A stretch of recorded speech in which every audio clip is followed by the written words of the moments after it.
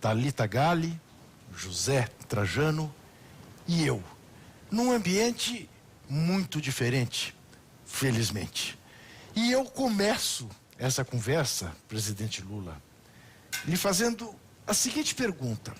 Eu jurava que o senhor ia sair da prisão injusta em Curitiba no papel que, aliás, sempre lhe coube, de conciliar o país. Que o senhor ia sair de Curitiba assim, com Nelson Mandela na cabeça. E vejo que o senhor saiu muito com a Vila Euclides na cabeça. O senhor está mais para a Vila Euclides ou para Nelson Mandela? Não, eu nunca larguei a Vila Euclides. Agora, primeiro, quero te cumprimentar, Juca, cumprimentar a Thalita, o Trajano, dizer para você da alegria imensa de poder estar aqui, ainda não totalmente livre, porque eu estou solto. Sim. Mas a penca de processo está aí, todo dia surge um. A semana passada mesmo eu recebi informação que o Moro pediu para a Polícia Federal abrir mais um inquérito contra mim por conta de um discurso que eu não sei qual é, porque eu não vi ainda, em que eu dizia que esse é um governo de milicianos. É engraçado porque a pressa que eles têm de fazer o inquérito contra mim não é a mesma pressa que eles têm de fazer o inquérito contra o Queiroz. A pressa com que a Polícia Federal, o Ministério Público me acham, não é a mesma pressa que eles acham o Queiroz ou acham os milicianos, sabe, ou alguém que mandou matar a Marielle. De qualquer forma, eu considero que isso faz parte do jogo deles e eu vou tentar suportar tudo isso de bom humor, esperando a briga jurídica para ver o que vai dar. Mas mais Mandela ou Vila Euclides? Deixa eu te dizer uma coisa, Juca. Essa é uma coisa que muita gente fala, muita gente me cobra, muita gente pergunta se eu estou mais radical. Eu não sou um homem radical, nunca fui radical. Eu, às vezes, sou intransigente nas coisas que eu acredito e alguém, para me convencer ao contrário, precisa ser intransigente e me convencer. Veja, você não tem hoje no Brasil ninguém. Você tem os partidos de esquerda, você pega o PCdoB, o PT, o PSB, se você quiser o PSOL, você pode pegar uma parte do PDT, ou pode colocar o PDT todo, sabe? Você faz a separação que você quiser. Mas você não tem mais. O restante dos partidos são os partidos tradicionais da política brasileira que compuseram o esquema de depor a Dilma e compactuaram com tudo o que aconteceu no processo eleitoral. Eu gostaria de estar conversando com muita gente, porque eu tenho uma preocupação com o Brasil, gostaria de estar encontrando soluções para o povo brasileiro. Se eu tivesse com quem conversar, certamente não tinha 2 milhões de pessoas esperando 2 anos na fila do INSS, porque no meu tempo de presidente, o Marinho era ministro do Trabalho, depois foi o Gabas, o trabalhador se aposentava com 30 minutos. Aliás, o trabalhador não levava documento. Ele era comunicado pela Previdência. Senhor Juca, que for, o senhor completou 35 anos de trabalho, o senhor já adquiriu o seu direito de aposentadoria. Seu salário será tanto, quando o senhor quiser, venha na Previdência. E você ia. Às vezes demorava 30 minutos, às vezes 5 minutos. Eu vi esses dias uma foto estampada na capa do jornal O Estado de São Paulo, e aí aumenta a minha tesão, sabe, dizendo, o trabalhador se aposenta em 5 minutos. E agora, eu vi nos jornais hoje que vão requisitar 4 mil soldados. 7 mil. 7 mil. Pô, tem tanta gente desempregada, para quem pegar outro aposentado para fazer? Porque eu não pego quem está desempregado para ganhar um salário. 30% a mais, para tentar refazer, sabe, de desfazer a fila. Sem competência. Se o Bolsonaro não sabe como fazer, pede para chamar o Gabas está na Bahia ajudando, pede para chamar o Marinho, pede para o ministro conversar com o Pimentel, que foi ministro da Previdência também, foi senador, conversa com alguém 2 minutos para falar que é eu que não quero conversar. Eles é que deveriam falar, não sabemos como fazer. Pelo amor de Deus, ajuda a gente, porra. A gente ajudaria, sabe? Eu cuido da Previdência Social quando eu era diretor do sindicato. Em 1972, Juca, em que a gente dava entrada na aposentadoria, a gente esperava era 3 anos. 4 anos não saía. Presidente, deixa agora, eu quero te dizer o seguinte, eu vou responder a pergunta direta agora do Mandela. Sim. Eu quero te dizer que eu gostaria de ser o Mandela Tá. E gostaria que o Brasil tivesse, nesse momento, vivendo, sabe, as mesmas condições que vivia o povo da África do Sul, com a soltura do Mandela, querendo paz, querendo harmonia. Mas nós não temos um governo que quer isso. Então, antes de passar para a Thalita e para o Zé Trajano, eu tenho repetido sempre, no entrevistas aqui na TVT, uma frase de um poeta pernambucano, seu conterrâneo, Marcelo Mário Melo, que ele diz ser a favor de uma frente ampla, mas tão ampla, até doer, ele diz, até doer. Eu lhe pergunto, é possível pensar uma frente ampla no Brasil hoje, até doer? Até doer. Que caiba, vamos dizer, o Fernando Henrique Cardoso. É preciso saber para que você quer a frente ampla. Por exemplo, quando foi para conquistar as diretas nesse país, nós fizemos uma frente ampla. Sim. Tá? Para conquistar o direito de organizar partido, o direito de eleição, tudo. Agora, na hora que você vai decidir quem é o candidato e o programa que você vai construir, tem a separação e cada um vai para o seu canto. Tá? Então você percebe que tem, numa escada de 10 degraus, você tem um degrau que você entra com todo mundo, depois tem um degrau que você entra com menos gente, e às vezes tem degrau que você vai ter que andar sozinho. Então, hoje, eu acho que é possível você criar uma frente ampla para conquistar de volta a soberania nacional. Hoje é possível. Tá? Agora é preciso saber o seguinte, quando você olha no espectro político e você percebe que dentro da Câmara e dentro do Senado eles estão conseguindo aprovar quase tudo que o Guedes manda. Então você tem essa seguinte coisa no Brasil, você tem de um lado o Bolsonaro falando, às vezes até blasfemando coisa que ele mesmo não acredita. Você tem o Guedes governando, porque é o Guedes que diz o que tem que fazer, e você tem o Rodrigo Maia, sabe, fazendo o papel ali de como se fosse um primeiro-ministro, transformando as coisas do Guedes em coisas aprovadas. Tá? Então, quando chega na elaboração dos projetos específicos de interesse do povo brasileiro, não tem como você criar uma frente ampla. Você pode criar uma frente de centro-direita, uma frente de direita, uma frente de centro-esquerda, uma frente de esquerda, coisa que nós já temos. Se você imaginar a minha vida, desde a primeira eleição minha, em 89, nós começamos com a Frente Brasil Popular. Sim. Era 3 partidos políticos. Sim. Tá? Depois, nós fomos para a Frente Ampla na minha eleição de 2006. Né? Em 2002, eu já tinha o Zé Alencar como vice, que era do PR. E você tinha um objetivo, eu vou ganhar para quê? Tá? Então, há vários momentos e várias possibilidades de você que ir à frente, dependendo do assunto que está em pauta. Thalita. Ainda nessa questão da frente ampla, com a eleição de Bolsonaro, esse eixo político ele foi deslocado, né? Tanto é que agora se fala na possível eleição, na possível candidatura de Luciano Huck como fazendo parte de uma centro-esquerda. Então, esse eixo está deslocado. Eu queria saber se a partir disso, quando você fala da formação de uma frente ampla, é preciso radicalizar na esquerda para que você atinja talvez um eleitorado a partir dessa radicalização, mostrando que existe um outro polo. Se você precisa manter esse espírito conciliatório, falando com talvez pessoas, por exemplo, você já disse numa entrevista no passado que você não teria como formar a parceria, formar essa frente com pessoas que apoiaram o impeachment de Dilma Rousseff no passado. Você agora falaria com essas pessoas para formar essa frente ou, de fato, é necessária uma radicalização da esquerda? Thalita, vamos tentar repor o seguinte. O Luciano Huck, ele não representa a centro-esquerda, ele representa a Central Globo de televisão. É isso que ele representa nesse momento. Porque do lado da esquerda você tem o Ciro Gomes, que tem um partido que tem um posicionamento historicamente de esquerda, ou de centro-esquerda. Você tem o Flávio Dino, que é candidato, o Ciro, que é candidato. Você tem o Haddad, sabe, e o PT, que poderá ter candidato. Você teve o PSOL, que teve candidato. Ou seja, então quem é o centro-esquerda que está com o Huck? Ninguém. Na verdade, o Luciano Huck está sendo discutido pelo dono da Ambev, né?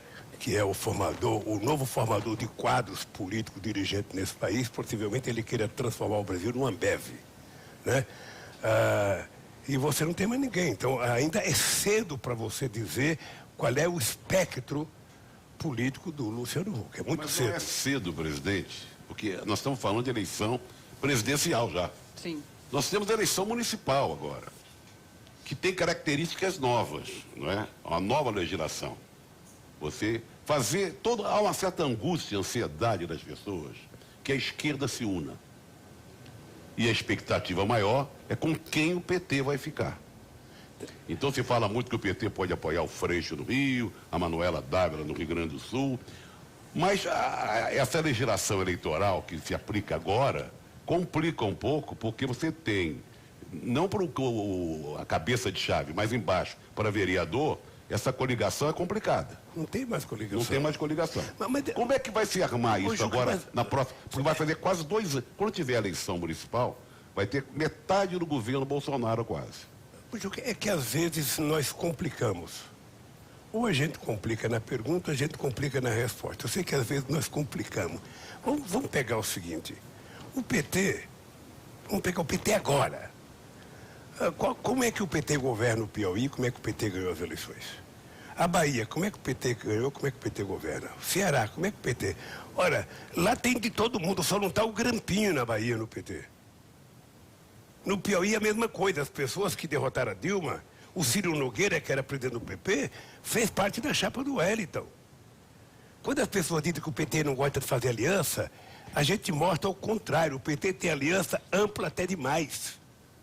Sabe? Acontece que nós temos que levar sempre em conta a realidade local. E você não pode trazer uma realidade local para resolver a nível nacional. O PT já fez isso. Mas sempre com o PT na cabeça de chapa. Agora, não. Não? Em regra? Não, veja.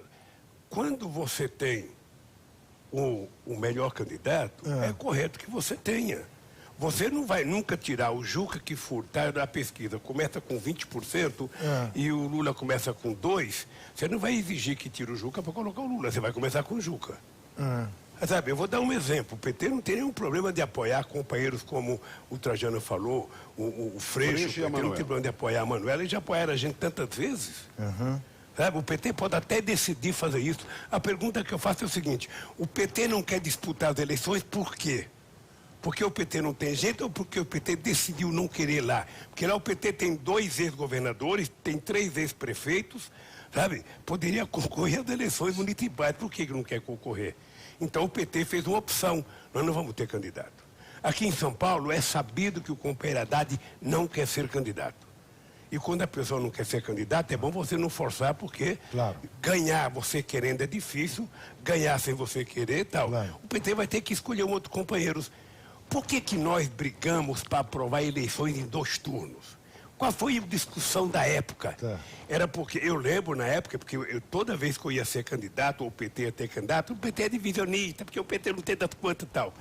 Nós brigamos bastante pelos 2 turnos, porque a gente garantiria que todo e qualquer partido, independente do seu espectro ideológico, tivesse uma candidatura, fizesse o seu discurso, fosse para a televisão, defendesse o seu programa. Se o povo não elegesse ele para o 2º turno, ele apoiaria outro. É para isso que serve o 2º turno.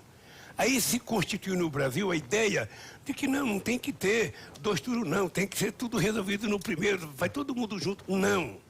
Eu não sei se o PT vai ter candidato no Rio de Janeiro, mas eu não sei se o PT vai ter candidato em São Paulo, certamente terá.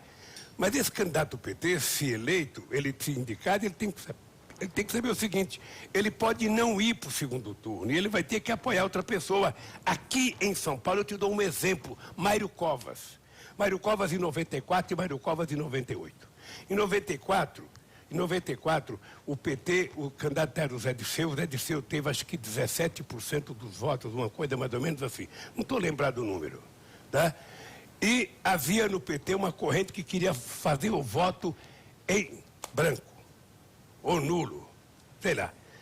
Eu, Celso Daniel e Suplicy fomos a Santo André fazer uma passeata em defesa do Mário Covas, antes que o PT decidisse votar branco ou votar nulo, e o PT apoiou o Mário Covas em 94 e 98. Quer dizer, em última análise, o senhor admite a hipótese de, voltando a 2022, mas para voltar depois, agora as eleições para prefeito, em última análise, o senhor admitiria a hipótese de o PT apoiar o Flávio Dino à presidência da República? Admito, como não? O presidente do BG me apoiou 4 vezes. Sabe, eu não vejo por quê. Sabe? O problema, a dificuldade que você tem de responder uma pergunta dessa, e eu não tenho mais, é que se você tiver um jornalista num jornal qualquer que vá assistir o nosso programa, ele vai dizer, Lula vai apoiar o Flávio Dino. Eu gosto do Flávio Dino, achei ele uma figura competente, um companheiro da maior lealdade comigo durante todos os meus processos. Foi testemunha aqui então, no eu programa. tenho por ele um apreço extraordinário. Eu passei a ver também. Agora, veja, o PT é um partido muito grande se comparado ao PCdoB. Sim. Aí é que está. Agora, é possível, esqueça um pouco a ideia da aliança. É possível pensar num candidato, na vitória de um candidato do Partido Comunista do Brasil, no Brasil de hoje? É difícil, o Flávio Dino sabe disso. Eu vou dizer para você. É muito difícil você imaginar eleger alguém de esquerda sem o PT. É muito difícil. Porque o PT não é qualquer coisa. Apesar de algumas pessoas tratarem o PT com certo descaso, vamos pegar, o PT nasceu em 80. Em 89, eu fui candidato a presidente. Eu disputei contra Aureliano Chaves, que era vice-presidente da República, o Ulisses Guimarães, que era o seu constituinte, o Brizola, que era presidente eterno do Brasil, porque o Brizola sempre achou que na volta dele ele seria presidente, o Mário Covas, que era um baita de um cara, o Maluf, que era a figura, o Collor de Mello, mais o Afif Domingues e mais o Enéas. Foi exatamente eu que fui para o segundo turno por causa do quê? Por causa do PT. Porque o PT já estava enraizado no Brasil afora. Seja em comunidade de base, seja em movimento sindical, seja em movimento social, o PT já tinha se espraiado pelo Brasil. Aí o PT foi o segundo em 89, o PT foi o segundo em 94, o PT foi o segundo em 98, o PT foi o primeiro em 2002, o PT foi o primeiro em 2006, o PT foi o primeiro em 2010, o PT foi o primeiro em 2014 e o primeiro foi o segundo agora em 2018 com a Haddad. Então você percebe que não estamos falando de uma coisinha qualquer. Nós estamos falando do mais importante partido político de esquerda da América Latina. Mas a crítica que se faz muito ao PT, aliás, adoram fazer crítica ao PT, né? O Bolsonaro, a cada frase, ele lembra do PT para falar que lá não tem nada a ver com a história. É a falta de renovação. Por exemplo, aqui em São Paulo, o PT... Você acredita que com esses pré-candidatos o PT chegue a algum lugar aqui em São Paulo, na eleição? Olha, quem sabe a gente tem uma novidade. Eu quando fui candidato em 1982 a governador do estado, eu, 2 anos antes, jamais tinha imaginado ser candidato a alguma coisa. Eu tinha tanta gente na rua nos meus comícios, eu dava tanto autógrafo, que eu cheguei no comício final do Pacaembu, eu estava convencido que eu ia ganhar as eleições. Tal era a quantidade de gente. O Estadão publicou uma pesquisa dizendo Lula tem 10%. Eu achei que o Estadão era mentiroso, não sei das contas e tal. E eu achei que eu ia ganhar. E muita gente saiu do comício falando, porra, tá mentindo o jornal. E eu só tive 10% mesmo. Eu fiquei muito frustrado. Então, veja, nós agora vamos lançar candidato. Os candidatos que estão aí, Zaratina é deputado há bastante tempo, o Nabuc é vereador há muito tempo, Padilha foi ministro da Saúde, ministro aqui da Secretaria, deputado federal, o Gilmar Tato foi deputado estadual, deputado federal, foi secretário da Mata, foi secretário do Haddad. Ora, então, essa gente tem currículo para ser candidato. É preciso saber se vai conseguir transformar esse currículo em apelo popular. Mas o senhor gosta mais da Marta? Não é que eu gosto mais da Marta, eu tenho um profundo respeito pelo histórico da Marta com o PT.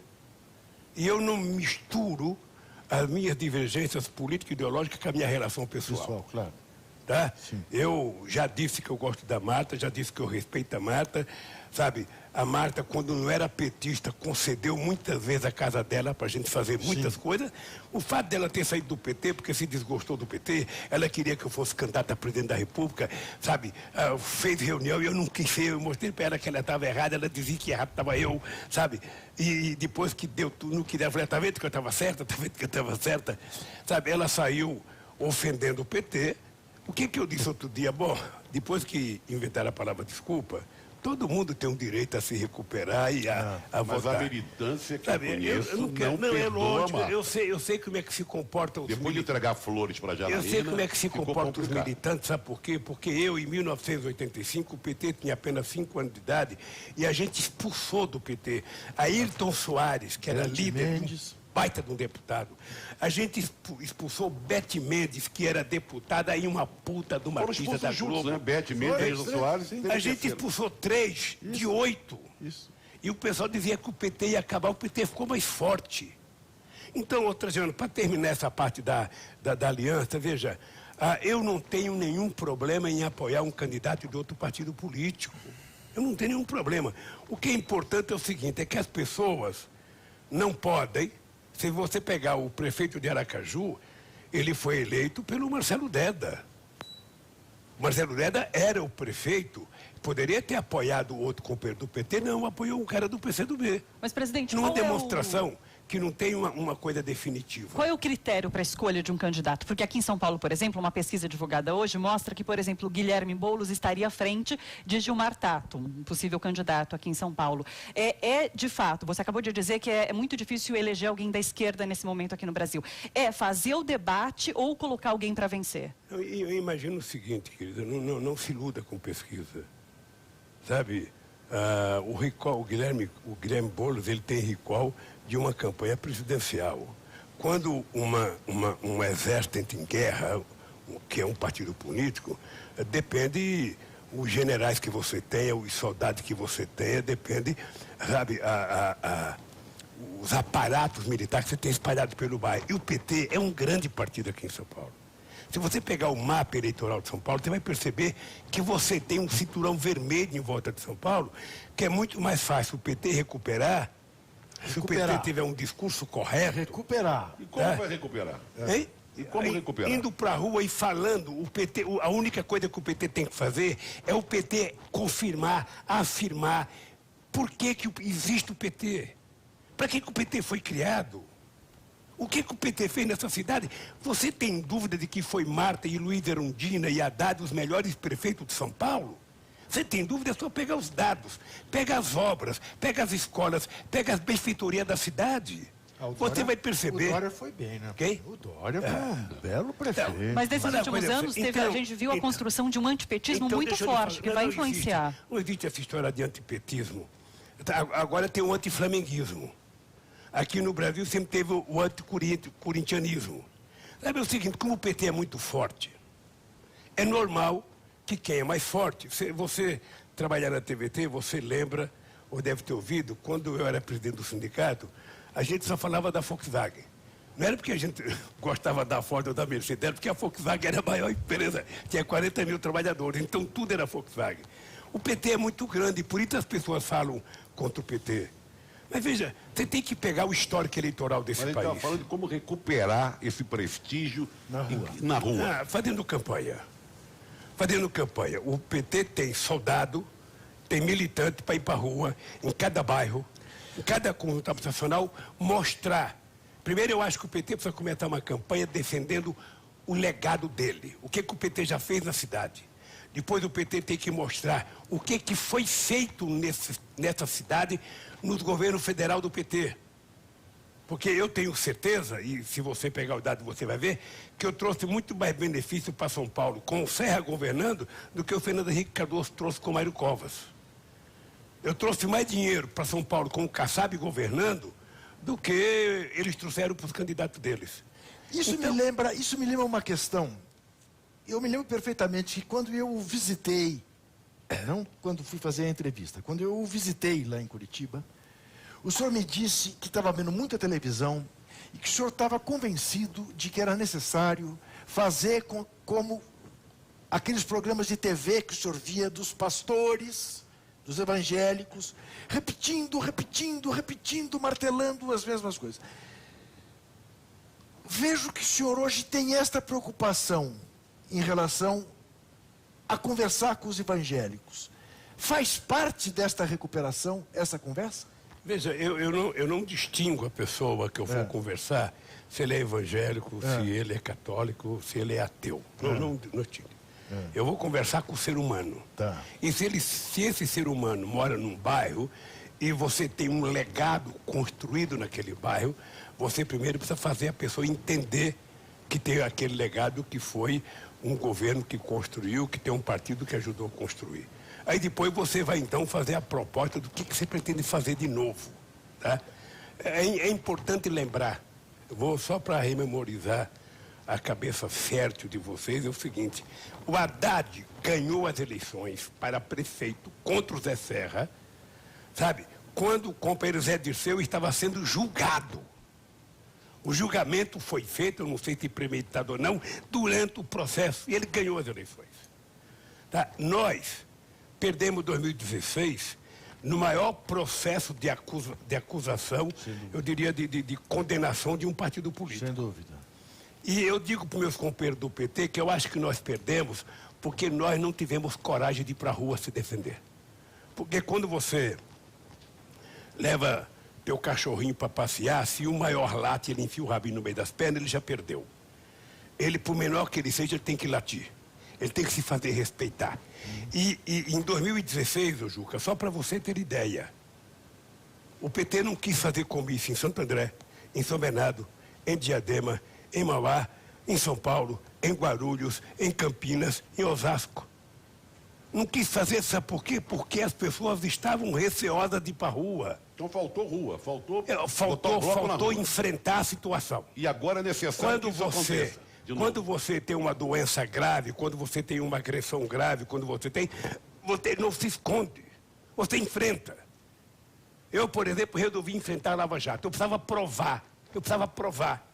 Ainda não provei de tudo, porque ainda vai descobrir mais coisas, que o Moro era mentiroso. Eu precisava provar que o Delanhol era mentiroso. Sobretudo nas acusações contra mim.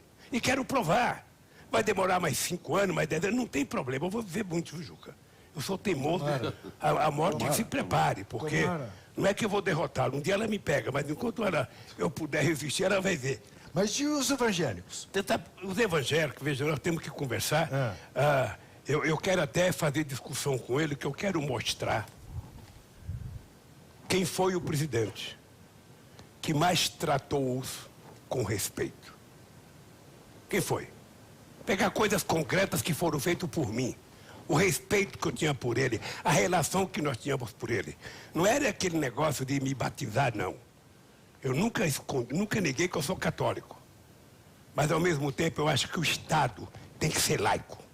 O Estado tem que respeitar as pessoas, independente da sua fé. Sabe? Então, o Estado tem que respeitar o evangélico, o católico, tem que respeitar a religião judaica, tem que respeitar a região africana. Sabe? Esse é o papel do Estado. E eu tenho certeza que eu fiz isso. Eu quero que você vá perguntar para o seu Edir Macedo, para o seu Clivella, quem é que tratou eles melhor? Quem é que tratou com mais respeito e com mais decência? É que eu estou batendo nessa tecla por uma razão. Eu vi uma pesquisa, não sei se o senhor viu, 58% das mulheres negras evangélicas têm um poder muito maior do que a gente é capaz de supor dentro de suas famílias. De convencimento. Isso, de convencimento. E, em regra, esse contingente votou no Bolsonaro.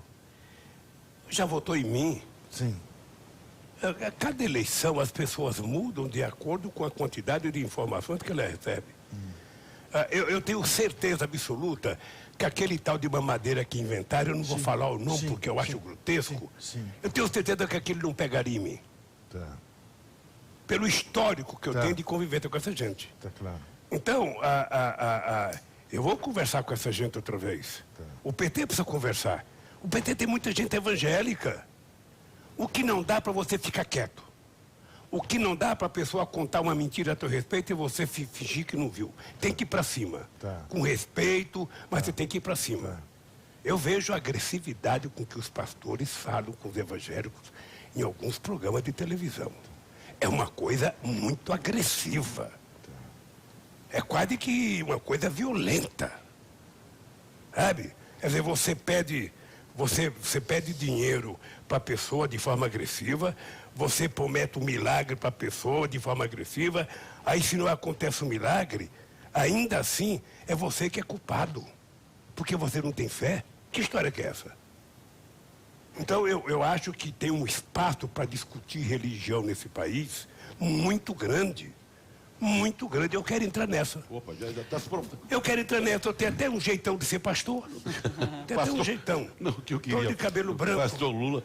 Pastor, Eu posso ser pastor, pode ser padre. É só a igreja acabar com o celibato que eu topo. Mas o Bento Reza lá, a o missa outro de domingo. Papa antigo, o novo Papa quer acabar, mas o velho não permite. O outro é mais Eu conservador. acho que essa é uma das Aliás, é um razões bom pelas filme pra quais a gente igreja recomendar católica enfrenta dificuldade na sua renovação. Falando em filme, agora que eu citei os dois papas, vamos falar do filme do Democracia em Vertigem, que agora é o grande fla-flu do momento. Deixa eu falar só uma compreensão que eu tive dos dois papas primeiro. Eu assisti os dois papas.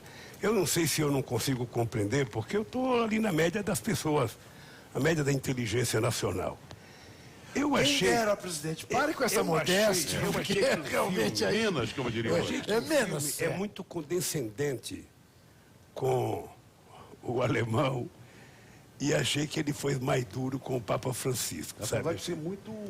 Agora, fã do estranhamente, o Francisco. Boff escreve um artigo, Sim, Leonardo sabe, Boff. defendendo o Isso que o Ratzinger. alemão Ratzinger, Sabe? pois é. Eu li também. Eu não sabia dessas qualidades do Ratzinger vista pelo Boff, mas como eu gosto do Boff e respeito o Boff, eu tenho que levar em conta.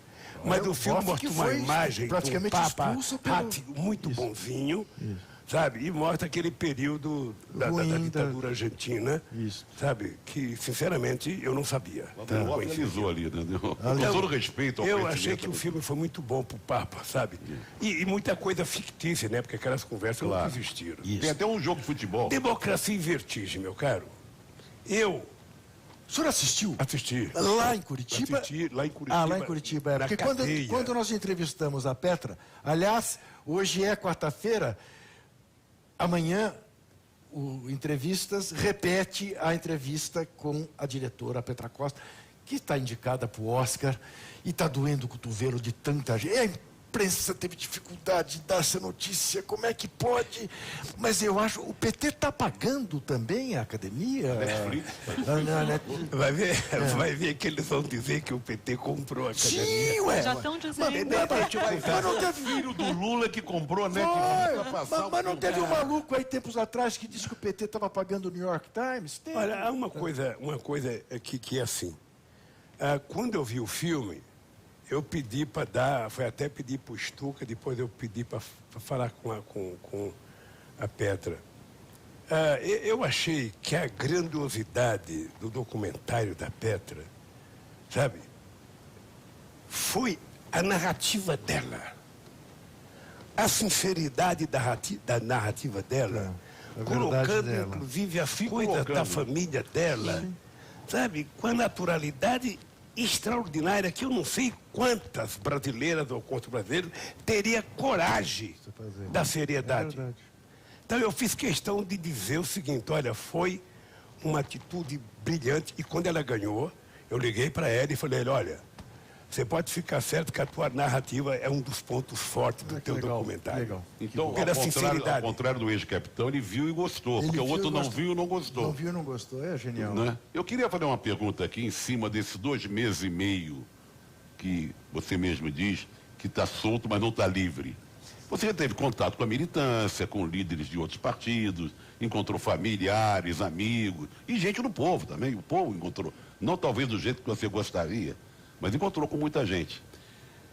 Quando entrou na Polícia Federal, passou lá 580 dias, e agora você revendo essas pessoas, no olhar dessas pessoas, na fala dessas pessoas, na angústia dessas pessoas, qual o paralelo que dá para fazer? Eu fui outro dia na Polícia Federal que fui tirar passaporte. Eu não quis mais pegar passaporte diplomático, coisa que eu tenho direito. Eu fui na Polícia Federal pegar, aliás, acho que está pronto hoje ou amanhã, eu vou ter que pegar meu passaporte, sabe? Porque aí eu preciso comunicar a alguns juízes que eu tenho um convite para ir a Paris receber o título de cidadão presente, que não é pouca coisa. Que não é pouca coisa. Então, eu estava querendo fazer uma visita à Alemanha, eu estava querendo fazer uma visita à Inglaterra, eu estava querendo fazer uma visita à Espanha e a Portugal. Depois eu gostaria, sabe, de com um tempo mais para frente, ir a Harvard, aonde o Moro vai tanto, Deolé vai tanto, falar um pouco deles. Espero que eles tenham coragem, quando eu estiver lá, eles compareçam para me vaiar, porque eu quero dizer o que eles são, na verdade. Sabe? Então eu vou tentar conquistar o meu direito de viajar e vou continuar brigando pela minha liberdade plena e pelos meus direitos políticos. Mas eu encontro com essas pessoas. Deixa falar uma coisa assim para você. Eu acho que eu trabalhei muito bem na minha cabeça a prisão.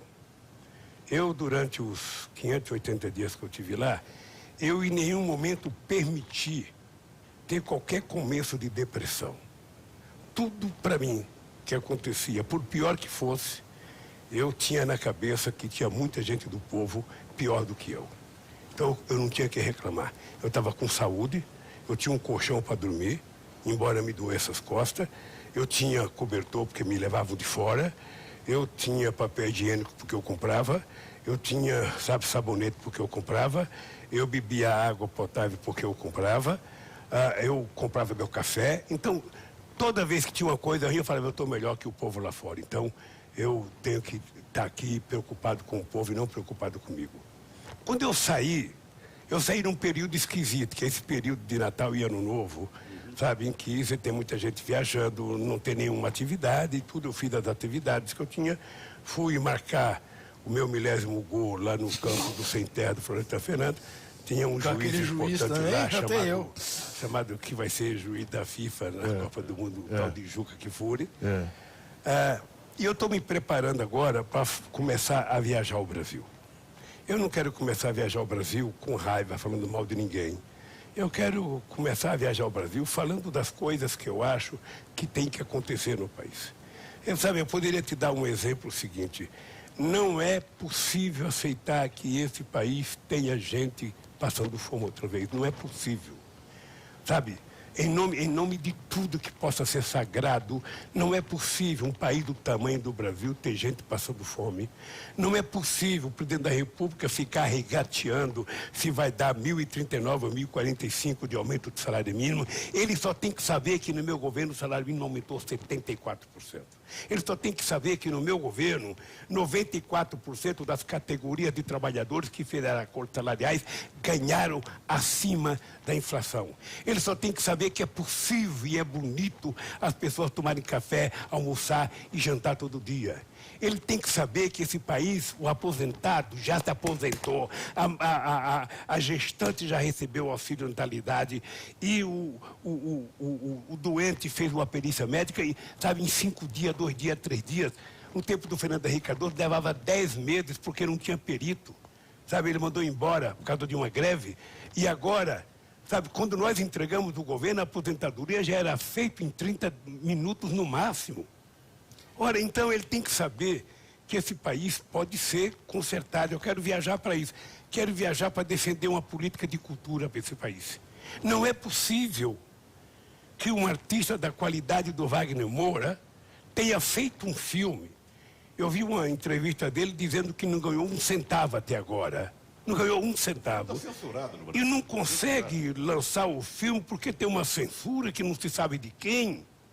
Eu até tinha sugerido no Ato de Cultura do Rio de Janeiro que o Wagner Moura poderia fazer uma frente de lançamento, eu toparia participar, para lançar ele no Vale do Agabaú, para lançar ele, sabe, no centro do Rio de Janeiro. Vamos lançar na rua. Vamos deixar o povo ver. E vamos mostrar a mediocridade de um governo que acha que pode ter o direito de censurar um filme porque está contando uma parte da história que ele não gosta. Desculpa a dureza, mas você acha que existe alguma forma de interesse por parte do presidente da República em pensar em tudo isso? Porque o que me parece é que a agenda econômica cria problemas e eles tentam resolver de alguma forma. Mas existe interesse em discutir esse tipo de pauta, em discutir a fome da população brasileira, sendo que Bolsa Família não vai ter o mesmo orçamento, vai ter um orçamento menor do que tinha o ano passado, por exemplo? Thalita, veja, O ideal seria que alguém, quando assume o posto de presidente da República, se despisse de todo o preconceito, de toda a raiva, de todas as bobagens que ele poderia pensar, e ele saber que ele agora é um presidente de 210 milhões de pessoas. E que ele tem que tentar, sabe, atender todas as pessoas. E ele teria que pensar que atender, sobretudo, pelas pessoas mais carentes. Para isso que o Estado existe, é para cuidar das pessoas mais pobres. Não é para cuidar do setor financeiro, como o Guedes está cuidando. Não é para destruir direito trabalhista, como eles estão destruindo. Não é para fazer uma sociedade acreditar que trabalhar no Uber é ser empreendedor. As pessoas trabalham com Uber porque as pessoas não têm possibilidade de ter um emprego formal, com carteira assinada, com previdência social, com 13º, com férias. É por isso que as pessoas vão trabalhar no Uber, porque não tem o que fazer. Engenheiro já foi vender suco de laranja na Praia de Santos. Como diz, não sei se o senhor conhece um youtuber que a garotada gosta muito, chamado Felipe Neto. Ele exatamente fez uma crítica à precarização do trabalho, agora chamado no Brasil de empreendedorismo, dizendo que o empreendedorismo no Brasil estava se confundindo com sobrevivência, que na verdade era subemprego. O senhor concorda? Concordo. É que as pessoas novas não compreendem isso. Na década de 50 e de 60, tinha muitas mulheres que trabalhavam em casa. Pegava nessas fábricas de costura, pegava roupa, short, camiseta, cobertor para costurar em casa. Costurava para fora. Costurava para fora. No final do mês não ganhava nenhum salário mínimo. Se ficasse doente não tinha nenhum benefício, não tinha férias, não tinha descanso, não tinha Natal, não tinha Ano Novo, não tinha nada. Nós brigamos que nem uns malucos para dar direito a essa gente. E eles agora tiraram tudo isso, querem que as pessoas voltem a trabalhar, achando que um cara que está entregando pizza de bicicleta é empreendedor. Sabe, então, gente, sabe o que acontece? Não pode tratar o povo como se fosse palhaço. Presidente, obviamente não se pode mais deduzir do imposto de renda e o INSS da empregada doméstica. Veja, deixa eu só terminar essa questão do Uber, porque é delicada. O cidadão vai trabalhar no Uber porque no Brasil predomina historicamente a teoria do que é melhor pingar do que secar. Sabe, se você, Thalita, ficar desempregada e tiver gente para você cuidar, você vai trabalhar de qualquer coisa. Você vai trabalhar, você vai ganhar 1/3 do que você ganha. Você não tem direito a nada, mas você vai trabalhar, você tem que levar o leite para casa. Então, é normal isso, é normal. Esse dia eu estava conversando com um motorista do Uber, que ele tinha um carro e ele vendeu o carro. E ele agora está trabalhando alugando o carro. Ele paga 1.600 de aluguel no carro e ele consegue tirar de 1.500 a 1.600, que é a parte dele. Sabe? Mas, obviamente, que ele, quando trabalhava, ganhava pelo menos o dobro disso. Então, essa gente está vivendo da forma mais precarizada possível. As pessoas aceitam trabalhar. Você acredita numa insurgência popular por conta disso? Não, veja, como aconteceu por outros motivos na América do Sul? Eu acredito que nós temos que fazer com que o povo, sabe, se mobilize e vá à luta para voltar a conquistar seu direito. Eu não sei, Thalita, você deve ter essa informação, porque você entrevista muita gente do movimento sindical, mas, Juca, nós tivemos, desde a quebra do Lehman Brothers até hoje, nós tivemos 165 países que tiveram mudança na legislação trabalhista. 175. Só 3 teve alguma melhorinha, o restante foi tudo para pior. Ou seja, nós estamos voltando ao tratamento que antes da escravidão. Ou seja, e estão dizendo que isso é bom. E o que faz o ministro da Fazenda? Você não vê ele dizer a palavra crescimento, a palavra desenvolvimento. Ele só fala em vender. Eu quero vender, eu quero vender, eu quero vender, eu quero vender. Ele deveria ser presidente, sabe, de uma associação de mascate e nunca ele ser ministro da Fazenda, porque ele não tem criatividade, ele não pensa no Brasil, ele só quer saber de vender. Como é que pode? Quando vender tudo, no que a gente vai arrumar dinheiro? Eu queria voltar ao negócio da andar pelo Brasil. Como está estruturando isso na sua cabeça? Vai começar quando? Olha, de que modo vai acontecer? Deixa só compreender o seguinte, olha, eu quero andar dentro de um projeto. Eu quero estar junto com os outros partidos políticos, quero estar junto com o Boulos, quero estar junto com o Flávio Dino, quero estar junto com a Haddad, quero estar junto com a CUT, quero estar junto com a Força Sindical. Ou seja, eu na verdade sonho em alguns movimentos, mas um deles que me chama a atenção é a gente tentar criar uma consciência da soberania nacional. Sabe, a soberania nacional não é defender uma empresa, é defender um país. É defender da mesma forma que a gente defende as nossas fronteiras, nós temos que defender as nossas riquezas no solo e no subsolo. A gente defender a nossa floresta, a gente defender a nossa água, a gente defender a qualidade da nossa educação, da nossa saúde, defender investimento em pesquisa. Sabe, é uma coisa, sabe, total. Porque soberania é defender a qualidade de vida do nosso povo. E um país que não é soberano. Um país que o presidente bate continência para um outro presidente. Um país que o outro presidente fala, eu te amo, eu te amo, eu te amo. E o outro nem ouve ele para responder, sabe? Um país que vai virando sem respeitabilidade. Não tem coisa pior no mundo do que você não ser respeitado pelos seus pares, pelos seus países vizinhos. Eu queria ser respeitado pelo Evo Morales, mas antes eu exigia ser respeitado pelo Bush, pelo Obama. Porque eu fazia questão, adotava aquela teoria do Chico Buarque. Eu não grito com o Evo Morales, sabe, e não falo baixo com os Estados Unidos, eu falo igual com os dois. O Brasil tem tamanho. E eu vivi isso, graças a Deus, graças ao trabalho de um companheiro como o Celso Amorim, graças à compreensão do povo brasileiro, eu vivi um momento em que o Brasil era respeitado. O Brasil era respeitado contudo, pela Rússia, pela China, pela Índia, pelos Estados Unidos, pela Alemanha, pela França. O senhor está com seus bens bloqueados até hoje. O processo do quadrilhão, do PowerPoint, o senhor foi absolvido. As palestras agora, a Polícia Federal diz, não, elas todas aconteceram, elas são legais. Anos. Isso. Há 5 anos, investigando. Isso. E todas, por conta do Estuquinha, eles têm filme de todas, porque todas eram filmadas. Claro. Eu fazia questão de ter um discurso por escrito, eles pegaram todos os meus discursos, acho que tiraram cópia para aprender a fazer discurso. Tiraram cópia de tudo, eles têm matéria de jornal do meu debate, ele tem filme do meu debate, ele tem entrevista minha com vários presidentes e eles ainda estão há 5 anos e ainda mantêm os meus bens bloqueados. E como é que faz para sobreviver com os bens bloqueados? Eu sobrevivo, sobrevivo. Eu tenho um salário de aposentadoria, não sei se você sabe. Eu tenho a anistia política, recebo um salário, acho que é 8 mil e poucos reais. Eu não tinha entrado com o pedido da minha aposentadoria por tempo de serviço, que já venceu há mais de 20 anos, e eu não quis reivindicar exatamente porque eu ia ser eleito presidente da República, eu não queria ter 2 aposentadorias. Então, não reivindiquei. Fiquei 20 anos, agora fui tentar reivindicar. Não sei se vai liberar ou não. A fila do INSS vai complicar, vai demorar muito agora. Não sei se vai demorar. Não sei se vai liberar. Junto com 2 não sei se vai liberar ou não. Tá? Eu sou um cara, o Juca, é o seguinte, eu sou um cara de baixo, como é que fala? De baixo consumo. Sim. Sabe? Eu não vou em restaurante, duvido que alguém até me vista no restaurante, há mais de 30 anos que eu não vou no restaurante. Eu não vou beber em boteco, não paro em balcão. Depois que eu saí da cadeia, nenhum terno meu serve para mim, eu ainda não comprei nenhum, só comprei esse paletó aqui chique para vir aqui hoje. O senhor emagreceu ou sabe? Eu emagreci, acho que uns 9 quilos. Presidente, deixa eu... 9 quilos? Hein? 9 quilos? É.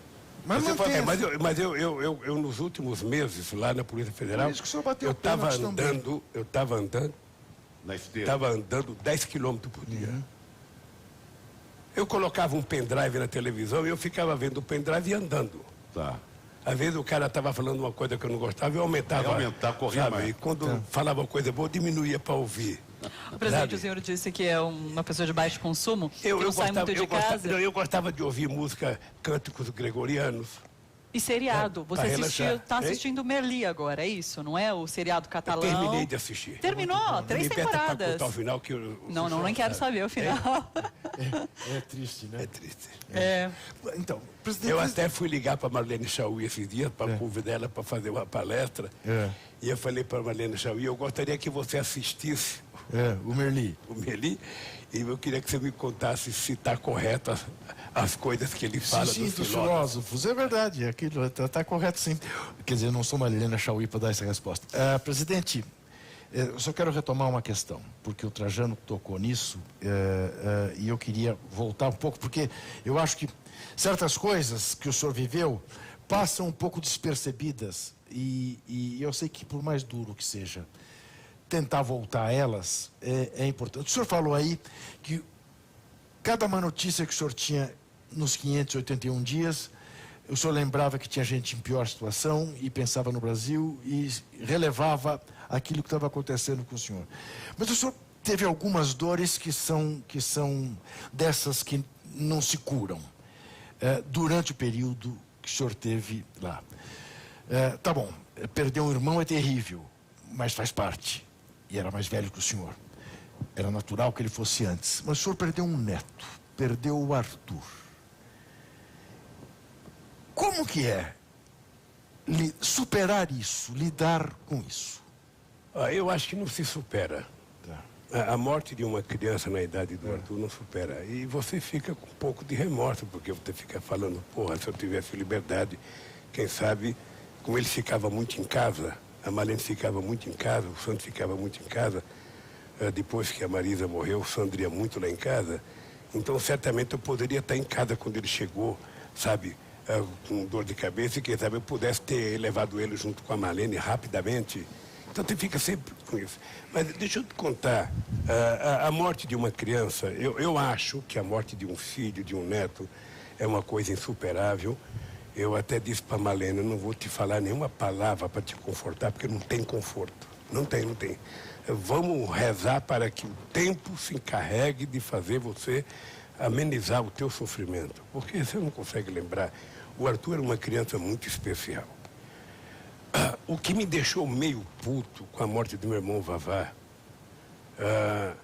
é que eu queria ir no enterro do Vavá.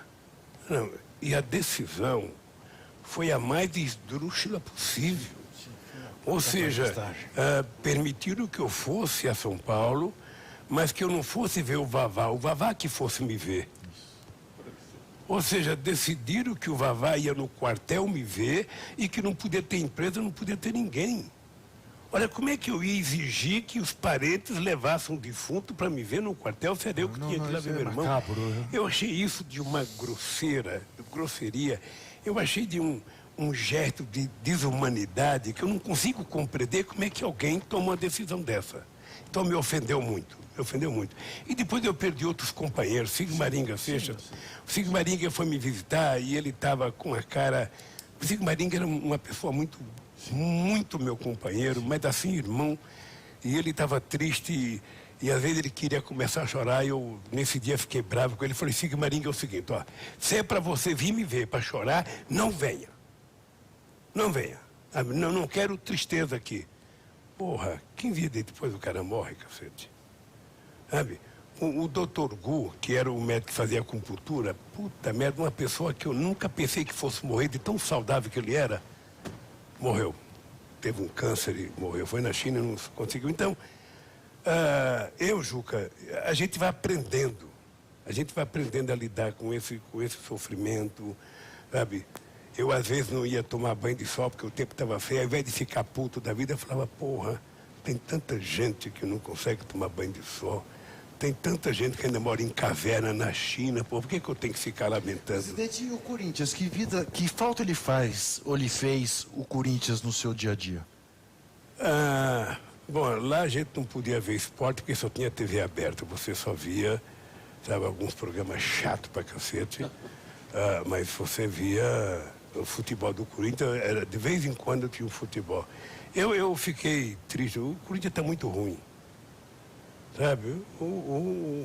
Eu sou de uma tese em que o time de futebol precisa compreender a lógica do Real Madrid, a lógica do Barcelona, a lógica dos times ingleses, ou seja, se você quer lotar o estádio, se você quer ganhar dinheiro, se você quer vender camiseta, você tem que ter um time bom, porra. Eu saía da minha casa na Vila Carioca para ver o Santos jogar. Só para dar uma ideia, Santos e São Paulo, em que o Pagão estreou no São Paulo. 4-1 sabe? São Paulo. E que São Paulo ganhou de 4-1 com o Santos fugindo de campo. Pelé foi expulso, aí depois caiu o Durval, depois caiu o Mengão, depois caiu. Eu estava lá porque eu gostava do bom futebol. Eu fui ver o Palmeiras jogar muitas vezes, porque o Palmeiras tinha um timão. Palmeiras do Luxemburgo em 76. Então, sabe o que acontece, gente? Os times têm que ficar bom para o pessoal ir no campo, lotar o estádio. Veja o jogo do Real Madrid, o jogo do Barcelona, está tudo lotado. O Flamengo está lotando. Era uma maravilha ver o jogo do Flamengo no Maracanã. Era um espetáculo. Agora, por que o Flamengo está assim? Porque o time está bom. Ele sempre jogou no Maracanã. Isso. Agora, ele montou um time razoável, né? Um time de... Sabe, tem ali 5 ou 6 aposentados já tem, sabe? O Gabigol se recuperou, o Bruno Henrique... sabe, sim, se recuperou e voltou a jogar bem. Então, e acho que o técnico conseguiu criar um padrão e a motivação, porque tem a motivação. Então, lota o estádio, arrecada e paga suas dívidas. Então, eu estou muito chateado com o futebol. Você acha que alguns técnicos brasileiros estão reclamando disso, se sentindo desprestigiados? Eu acho isso uma bobagem, gente. Acho bobo. Já tivemos técnico na Argentina aqui, o Bela Guto esteve aqui no Brasil em que ano, porra? É bom do passado futebolístico, hein? Lembrando, o Bela Guto foi campeão pelo São Paulo, não é para qualquer um, não. É isso. Não, nós tivemos... Aliás, eu cometi um erro, o Luxemburgo, o Palmeiras de 96, não de 76, que o Luxemburgo era um time que São Paulino, corintiano, santista ia ver... era outro estrangeiro, era o Filpo Nunes. Sim, Filpo Nunes. Gente, todo mundo tem seu time, claro, mas todo mundo adora um bom futebol. Claro. Todo mundo adora um bom futebol. Mas gente, o senhor gosta mais do Corinthians ou de futebol? Não, eu gosto do Corinthians. Mais do Corinthians? O Corinthians é o seguinte, eu tinha 9 anos de idade quando eu virei um pouco Paulo Vanucci, porque o senhor fez aí uma homenagem ao Pagão, aquele time de São Paulo. A gente tem que falar do Corinthians. É porque eu adorava o Pagão também. O Pagão era bom. Quem adora o Pagão é o Chico Buarque. Chico Buarque. Da rixa de Pagão, Pelé e Canhoteiro. Então, deixa eu te falar. O Corinthians faz parte da minha vida. Tá. Né? Porque desde os 9 anos de idade. E por azar, eu comecei a torcer para o Corinthians morando em Santos. E no ano seguinte que eu comecei a torcer para o Corinthians por causa do campeão do quarto centenário, o Santos foi campeão em 55 e 56. Isso. Depois estava no Pacaembu quando o São Paulo, sabe, com um ataque Mauri Almari, Gino Dini Canhoteiro, ganhou de 3-1. 3-1, a tarde das garrafadas. Sabe? Então eu sou corintiano. Corintiano é uma parte da minha vida. Tá. Sabe? Mas eu gosto do bom futebol. Sim. Gosto do bom futebol. Sabe, se é o Flamengo, se é o Vasco, se é o Fluminense. O Fluminense do Washington. Atribui-se ao senhor a boa fase do Corinthians. Eu mesmo um dia escrevi que o melhor presidente que o Corinthians jamais teve foi o presidente Lula. O Luiz Paulo Rosenberg, por exemplo, ficou muito bravo comigo por causa disso. O André Sanches também ficou. E eu não ligo para o André Sanches ficar bravo comigo, porque eu cobro. O André Sanches não teve nenhum gesto de solidariedade em relação ao senhor. Como entender isso tudo no mundo do futebol? Veja, eu não sei. Eu gosto das pessoas, eu não peço para as pessoas gostarem de mim. Tá? Eu gosto do Corinthians, sabe, eu diria que amo o Corinthians. Sabe, mas eu respeito o bom futebol, respeito o time. Eu agora estive preso, eu recebia recado de companheiros, que o André tinha mandado um abraço, que o André tinha falado e tal. Sabe, o dia que ele me procurar, eu continuo sendo amigo do André. Sim. Sabe? Acho que o segundo mandato dele não foi um segundo mandato, sabe, que ele mesmo esperava que pudesse fazer. Ainda não foi. O Grupo Democracia Corintiana quis abrir uma faixa em Itaquera, Lula livre, e não foi permitido. Por ele? Não sei. Eu não sei se foi por ele. Eu não sei.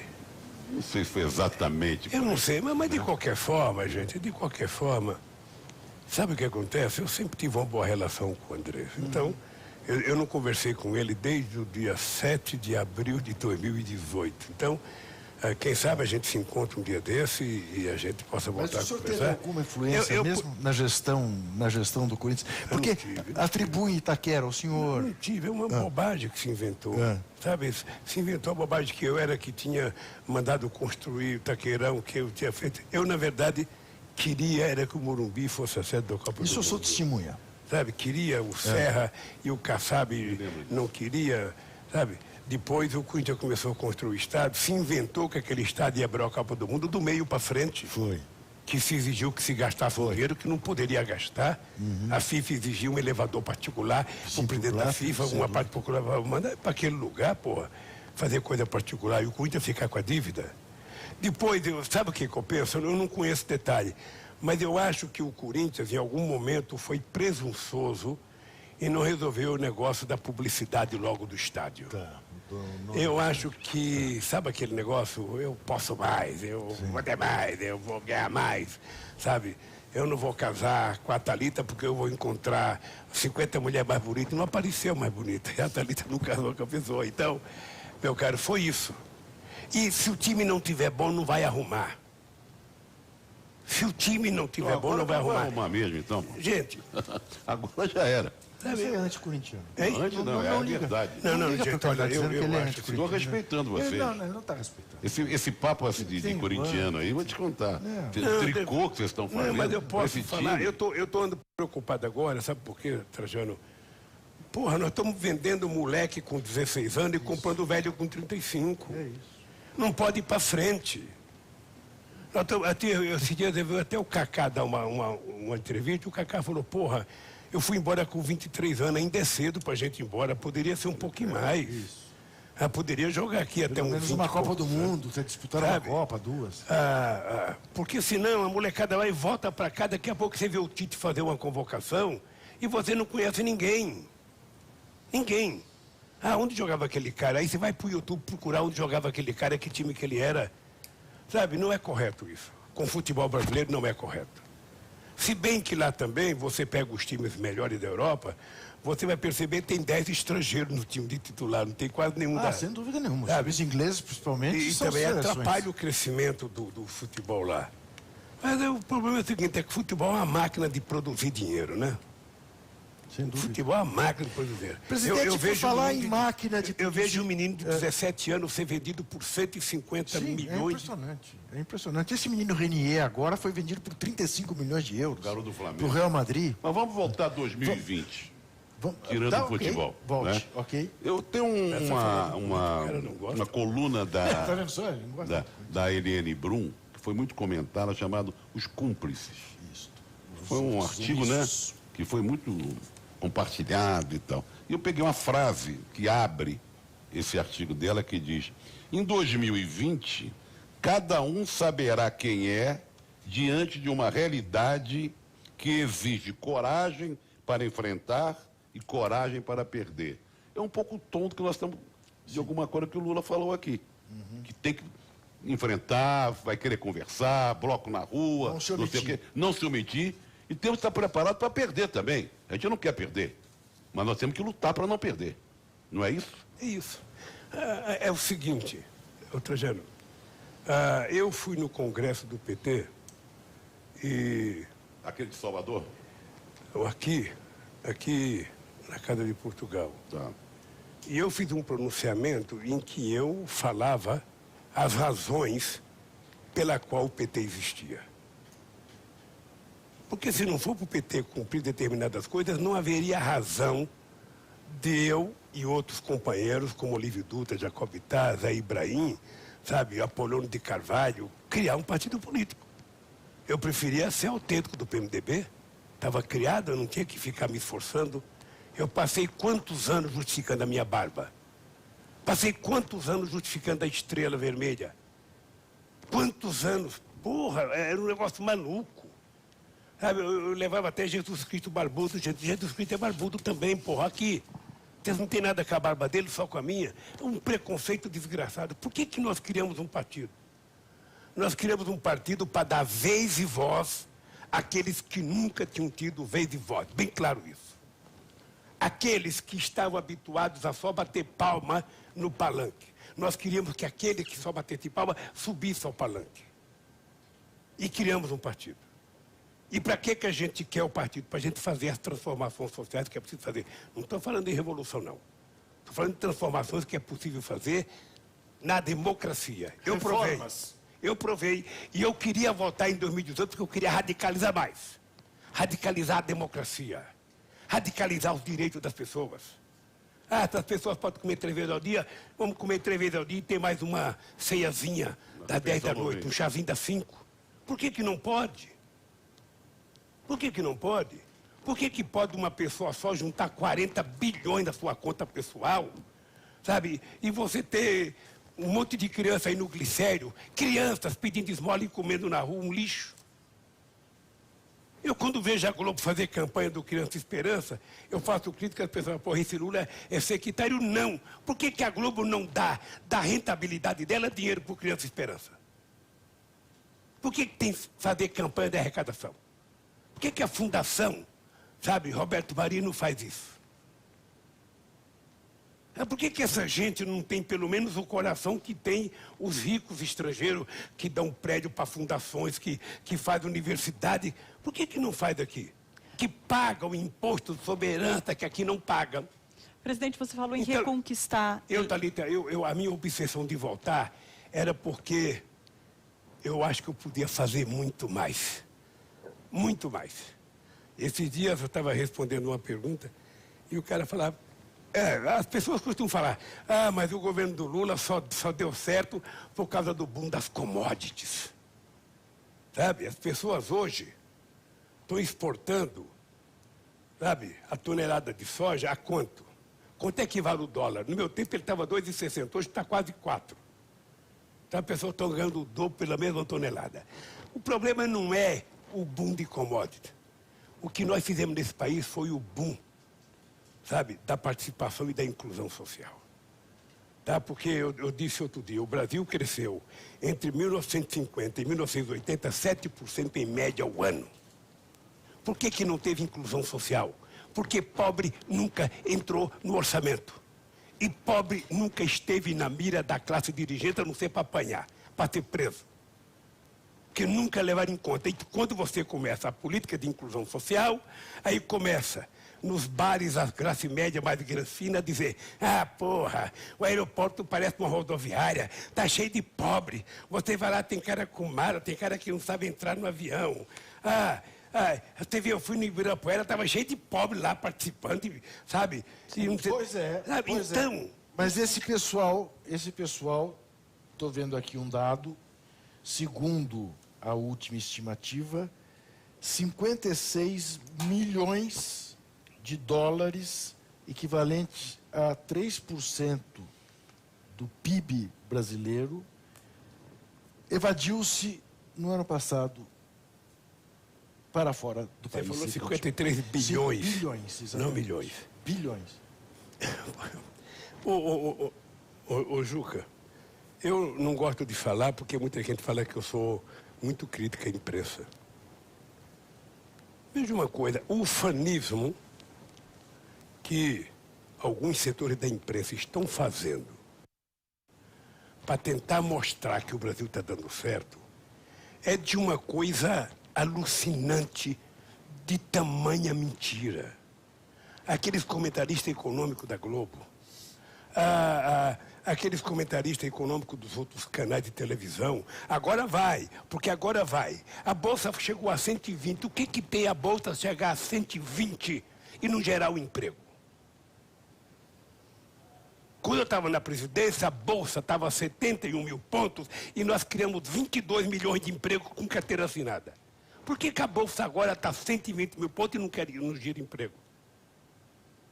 Olha, o problema desse país é o seguinte, é que, embora ele seja tão otimista, a verdade é que não está entrando dinheiro de fora, está saindo dinheiro do Brasil. Os caras estão vindo na Bolsa especular e vão embora. Você está lembrado que há 10 anos atrás a grande preocupação nossa era criticar a taxa de juros, Selic, porque a gente ficava fomentando o sistema financeiro, não é isso? Por causa dos títulos. Agora está lá embaixo a taxa Selic. Você viu alguém reclamar? Não, sabe por quê? Porque os bancos não estão ganhando mais dinheiro com título. Eles estão ganhando dinheiro no fundo de aplicações da própria Bolsa. E vão tirando dinheiro para fora. Sabe quanto dinheiro entrou no último ano que eu governei esse país? 65 bilhões de dólares. Então, você sabe o que eu penso? O Bolsonaro e o Guedes, e mais que ele quiser, poderia sabe, pegar... Eu tenho um livro aí, que eu não sei se eu dei para vocês, se eu tiver meu livro aí, depois alguém me traz aqui para me dar para o Juca, que eles fariam ler, só para criticar a gente, mas também para copiar. Se eles copiar, eu não vou dizer que é plágio. Se eles voltarem a dar comida para o povo, dar emprego para o povo, pagar salário para o povo, respeitar o povo, eu não vou dizer que é plágio, Você não. não torce para esse governo dar errado? Não dá para torcer. Em nome da coisa mais sagrada que eu tenho na vida, não dá para torcer para dar errado. Sabe, porque quando ele dá errado, quem perde é o povo. Eu quero que ele faça, sabe, o que precisa ser feito. Mas não vai conseguir. Hein? Você sabe que eles não vão conseguir, porque eles não pensam assim, eles não querem isso. Quando as pessoas não conseguem, as pessoas... E sabe por que eles não mudam mais rápido? Porque tem muito puxa-saco. Você veja, não é fácil as pessoas que torceram tanto para derrubar o PT, que torceram tanto para o impeachment da Dilma, que rezaram e fizeram até procissão por Lula ser preso. Não é fácil essa gente agora, sabe, encontrar uma rota de fuga e deixar de defender o governo. Eles agora têm que engolir. Tem que engolir. Eles estão percebendo que a comida não está boa, é indigesta, vai engasgar. Mas enquanto o Guedes estiver entregando o patrimônio público para eles, está ótimo. Está ótimo. Então, eu não quero que continue assim. Pelo amor de Deus, eu quero que esse cara acabe logo com esse negócio do cara ficar 2 anos esperando a fila da Previdência. Sabe, que se libere isso. Você acha que esse governo completa esse mandato? Chama o Gabas, que era funcionário da Previdência, chama o Pimentel, que era deputado, senador do Banco do Brasil, o for amigo do Bolsonaro. O Bolsonaro tem um pouco de humildade, chama o cara e fala, Gabas, porra, me ensina aqui como é que faz, cacete. Ao invés de eu trazer mais 4 mil soldados ou 7 mil, me dá uma dica aqui, porra, como é que eu faço isso aqui? Mas essa pergunta o cara vai foi boa, ensinar, hein? o cara vai torce ensinar. para dar errado. Você disse que não. Eu estava dizendo, falar o Fernando Henrique Cardoso teve uma greve da perícia médica da Previdência Social. O Fernando Henrique Cardoso acabou com a perícia médica, sabe, pública e contratou terceirizado. Quando eu cheguei na presidência, você sabe que o cara se machuca, ele fica os primeiros 15 dias por conta da empresa, depois ele passa para a Previdência. Se não tem perícia, esse cara não volta a trabalhar. Se ele não volta a trabalhar, quem está pagando é a Previdência. É o dinheiro público que está sendo gasto com uma pessoa que poderia ter voltado a trabalhar. Demorava de 9 a 10 meses cada perícia. Nós recontratamos o pessoal da Previdência Privada e nós fizemos uma mudança e criamos um número 35. O cara do Iapoque é o Chuí. Ele ligava 35, ele marcava a consulta dele no perito e passamos a marcar no máximo em 8 dias aqui na região mais conturbada de São Paulo. Tinha lugar que era marcado no mesmo dia. Salário gestante, aposentadoria por tempo de serviço, tudo era feito quase que automático. Então, se essa gente tem dificuldade, o presidente do INAMP, que eu não sei quem é, ora, chama as pessoas que estavam lá no nosso tempo de governo, tem muita gente de carreira, e pede auxílio, gente, ó, não vai se humilhar não, é obrigação, sabe, de quem sabe ensinar, transferir tecnologia. O governo não repôs, saíram 6 mil funcionários do INSS. Teria que haver concurso público. O Guedes melou. Conclusão, por isso esse atraso terrível, 2 milhões de brasileiros, seguro maternidade, licença maternidade, aposentadoria, tudo isso na fila, que a gente não sabe. Agora recruta 7 mil militares, como você falou, por que não dá esse emprego, essa função, para quem precisa, que está desempregado agora?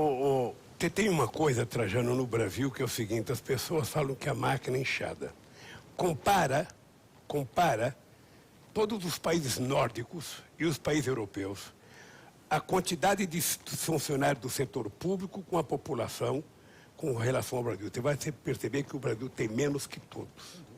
E no Brasil tem uma coisa engraçada, quando as pessoas querem enxugar a máquina, manda as pessoas embora e não repõe. Eu posso dizer, olhando como se eu estivesse olhando para uma coisa sagrada aqui. Não tem jeito de você melhorar a saúde se você não contratar mais médico, se você não contratar mais enfermeira, se você não comprar mais equipamento. Não tem como você melhorar a educação se você não contratar mais professores, se você não contratar mais, se der mais laboratórios. Não tem como. Eu só queria retomar uma questão. Quando o senhor diz que o senhor não torce contra, porque se o governo der errado, quem sofre é o pobre. Eu tenho um amigo que, assim que o Bolsonaro ganhou a eleição, cunhou para mim a seguinte frase: se esse governo der errado, vai ser uma merda. E se ele der certo, também vai ser uma merda. No sentido de que, se ele desse certo, como é que se desaloja? Não, deixa eu te falar, eu acho que quem quiser fazer oposição ao Bolsonaro tem que ter em conta que tem que ganhar dele, sabe? Sem o povo estar morto de fome. Não dá para você pedir para ele ser uma Hiroshima para você poder ganhar. Você precisa ter argumentos e ter programa para ganhar, mesmo que ele faça alguma coisa boa. E você sabe que ele não precisa fazer coisa boa, né? Monta a fábrica de contar mentira do fake news, que já foi usado uma vez, que o Trump deve estar assessorando ele, sabe? Então, pode querer ganhar. O que nós temos que fazer? Não permitir que a mentira vença outra vez. Nesse sentido, você fala em reconquistar o eleitorado nas ruas, mas existe uma guerra de narrativas nas redes também. O partido PT pensa, de alguma forma, em investir nesse sentido? Pensa. Veja, que... Ô, Thalita, você sabe que para você transmitir uma verdade, você precisa construir a verdade. Você tem que ter uma narrativa. Para você construir uma mentira, você não precisa de grande narrativa. A mentira pode ser pé sem cabeça. Vamos pegar a semana passada, por exemplo, eu fiz uma crítica ao comportamento do Trump com relação ao Ahmadinejad e com relação ao enriquecimento de urânio. O Bolsonaro, sem nenhum critério, uma coisa de mediocridade, colocou uma fotografia minha da Ahmadinejad dizendo: Lula fez acordo para enriquecer mais de 20% de urânio. O que nós fizemos? Nós publicamos um texto do Clóvis Rossi para provar como ele é medíocre. Mas a mentira não exige que você tenha competência, não. A mentira grosseira que eles fazem. Você sabe que o meu filho Fábio já foi dono da Friboi, já foi dono da VAP, a casa da Isano em Piracicaba era a casa do meu filho. Eles diziam que meu filho tinha todas as fazendas de gado. Sabe? Não tem critério. Sabe? É muito difícil você disputar com a mentira. O que você tem que ter é persistência e paciência. Mas você acha que hoje é mais importante fazer essa disputa nas redes do que talvez até nas ruas? Não, são duas coisas. Uma coisa não substitui a rede. Eu sou um velho político. Não tem nada que substitua um pegar de mão. Foi assim, um olhar no olho. Não tem nada. Foi assim que eu fiquei namorado. Não tem nada. Olha aqui. A relação política ela é química. E quando a química combina, ela é duradoura. É por isso que essa gente, Thalita, fica nervosa. Como é que podem bater tanto no Lula? Pensa bem. Quantos anos faz que eu apanho? Se você pegar as 4 revistas brasileiras, tirando a Carta Capital, você vai perceber que eu já devo ter mais de 100 capas contra mim. Se você pegar os jornalões, você vai perceber que eu tenho pelo menos umas 300 primeiras páginas de cada um contra mim. Se você pegar o Jornal Nacional, só o Jornal Nacional já tem mais de 400 horas contra mim. Se você pegar o Bom Dia Brasil, Boa Tarde, não sei das quantas, a Record, sabe? O Aécio não aguentou uma capa da Veja. Uma capa da Veja, o bichinho se escondeu, sabe? E eles sabem que eu não tenho uma relação fictícia com a sociedade. Eu tenho uma relação de sangue, sabe? Eu tenho relação com as pessoas, sabe, de muitos anos. E não é de restaurante chique em São Paulo, não. É de comer em acampamento. Sabe, é de conviver com ele na porta de fábrica, nas greves. Então, essa relação não termina assim. Então, você não tem noção do orgulho que eu tenho, sabe, que vai passar para a história como uma das coisas mais fantásticas, que foi aquela vigília na porta da Polícia Federal. Aquela gente poderia ter gente humilde, sabe? Ficar lá 580 dias com sol, com chuva, com frio, com calor, sendo ofendida, sabe, por ex-delegado da Polícia Federal que ia lá, por vizinhos que denunciavam, e aquela gente não arredou o pé, cantando todo dia, bom dia Lula, boa tarde Lula, boa noite Lula. Sabe, é um negócio que não tem preço. Isso não é possível fazer pagando. Isso é possível fazer com muita, muita, muita solidariedade. E essa relação, graças a Deus, eu consegui fazer junto com o povo. Presidente É por isso que eu digo Lula. o seguinte, o sucesso do meu governo, se deve única e exclusivamente à capacidade, sabe, de governar do povo brasileiro. Eles acreditaram e deram força para que a gente pudesse fazer as coisas que nós fizemos nesse país. Então, eu estou aí nessa briga com muita disposição, e vou tocar minha vida. Eu gosto de brigar, gosto de conversar, sou homem de paz, Pois, presidente, mas não levo desaforo. nós ficaríamos aqui conversando a tarde inteira, não fosse o Stucker estar mandando a gente parar, porque o senhor sabe que o senhor tem um diretor de imagens que é um verdadeiro tirano, mas eu quero lhe dizer que... Não, e ele está metido agora, porque... Ele ganhou o Oscar, né? Ele tá no Oscar. Ele já está pensando em comprar o smoking para ir lá. Não, é impressionante. Ele está em... O senhor não queria nem saber. Ontem até fotos ele mandou para mim. Mas tudo bem. Presidente, eu lhe agradeço muitíssimo mais essa entrevista. Eu vou acabar fazendo um livro só sobre as nossas entrevistas, porque estou virando um especialista em entrevistá-lo. Agradeço muito esse Assina embaixo. companheiro José Trajano, a nossa Thalita Galli. Obrigada. Dizer a você que agora mesmo vai começar o jogo São José e Grêmio pela Taça Santiago, que a TVT está transmitindo, e depois do jogo não vai dormir tão cedo, porque ainda tem um documentário sobre São Paulo que você não pode perder. E esse é o presidente Lula, para quem gosta e para quem não gosta. Mas é o presidente Lula. Poucos países no mundo já tiveram um presidente como esse. Até a próxima.